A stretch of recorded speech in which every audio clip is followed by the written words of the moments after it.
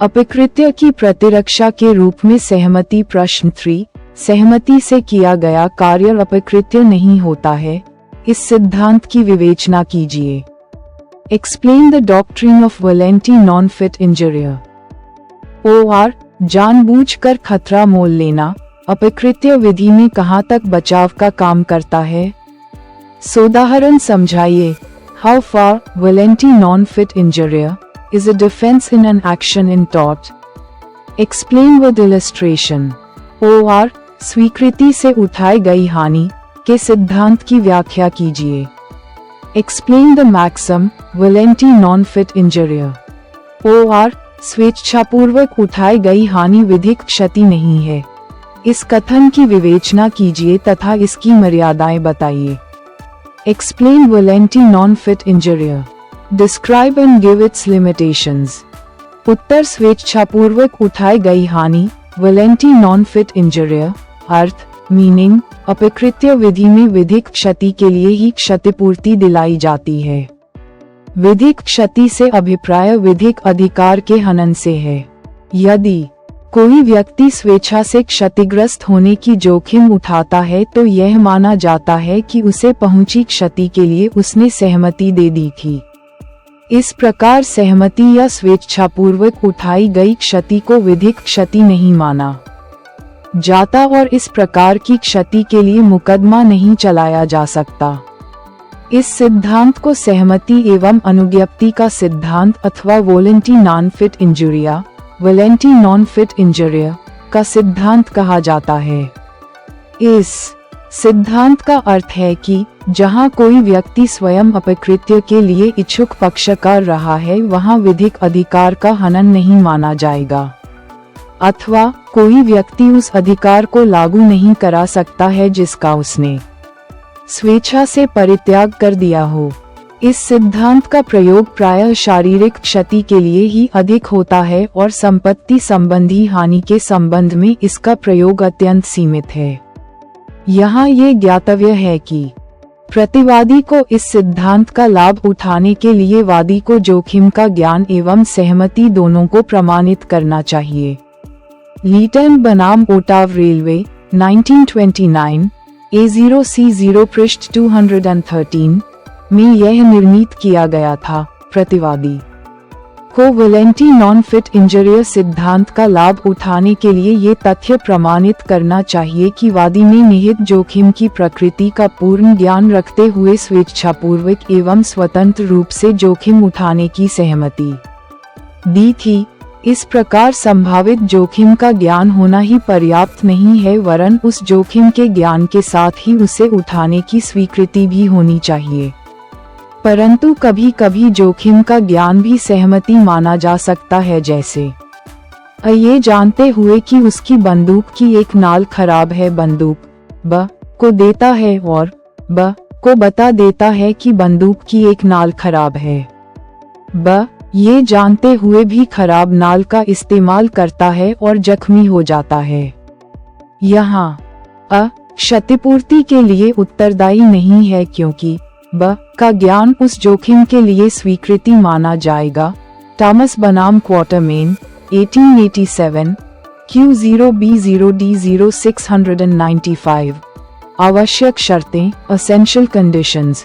इस सिद्धांत के लागू होने के लिए निम्नलिखित शर्तें आवश्यक हैं। 1. सहमति स्वतंत्र रूप से एवं स्वेच्छापूर्वक दी गई हो। 2. सहमति प्रत्यक्ष एक्सप्रेस अथवा अप्रत्यक्ष इम्प्लाइड हो सकती है। 3.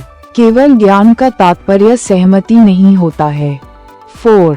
सहमति अवैध उद्देश्यों के लिए नहीं होनी चाहिए।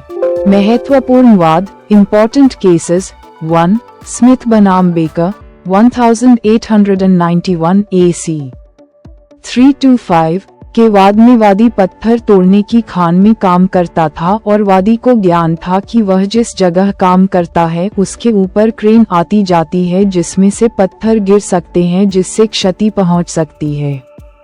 क्रेन से गिरे पत्थर से हुई क्षति के लिए वादी ने मुकदमा दायर किया। न्यायालय ने वादी को क्षतिपूर्ति दिलाते हुए यह निर्णीत किया कि वादी को खतरे का ज्ञान होना ही पर्याप्त नहीं है, अपितु मालिक को खतरे के मौके पर उसे चेतावनी दी जानी चाहिए थी, जो नहीं दी गई। अतः प्रतिवादी अपनी उपेक्षा के कारण हुई क्षति के लिए दायी है। 2. हाल बनाम Brooklands auto racing club 1932 all EMP reports 208 के बाद में वादी प्रतिवादी के रेस क्लब में बैठा मोटर दौड़ का आयोजन देख रहा था। दौड़ के दौरान दो मोटरों में टक्कर के कारण एक मोटर उछलकर दर्शक दीर्घा में गिरी, जिससे वादी घायल हो गया। यह निर्णीत किया गया कि वादी ने उक्त खतरे के बारे में अपनी विवक्षित सहमति दी थी, क्योंकि इस प्रकार के खेल में विवक्षित खतरे के बारे में दर्शक को ज्ञान रहता है, अतएव प्रतिवादी उत्तरदायी नहीं है। 3. डान बनाम हैमिल्टन 19391 K0B0509 के मामले में वादी यह जानते हुए भी कि कार का ड्राइवर नशे में है, उसमें सफर कर रहा था। ये कार दुर्घटनाग्रस्त हो गई। दुर्घटना ड्राइवर की असावधानी नेग्लिजेंस का परिणाम थी।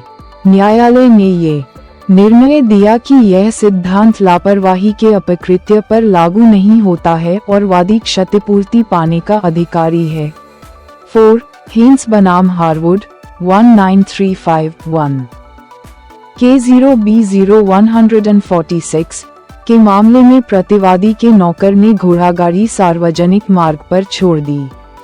घोड़े बिना चालक के गाड़ी ले भागे।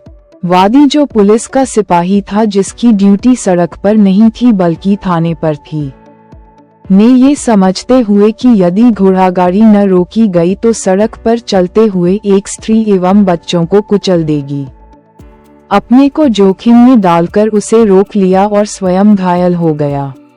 वादी के दावे के विरुद्ध प्रतिवादी ने वॉलंटरी नॉन फिट इंजरियर का बचाव लिया, किंतु न्यायालय ने बचाव को अस्वीकार करते हुए कहा कि प्रतिवादी अपनी लापरवाही के कारण हुई क्षति के संबंध में ये बचाव नहीं ले सकता। 5.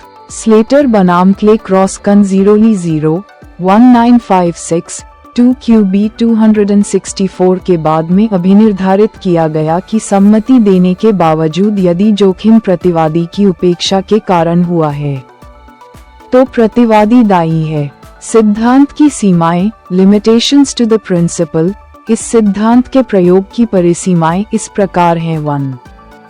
सहमति किसी गैर कानूनी कार्य को कानूनी नहीं बना सकती है।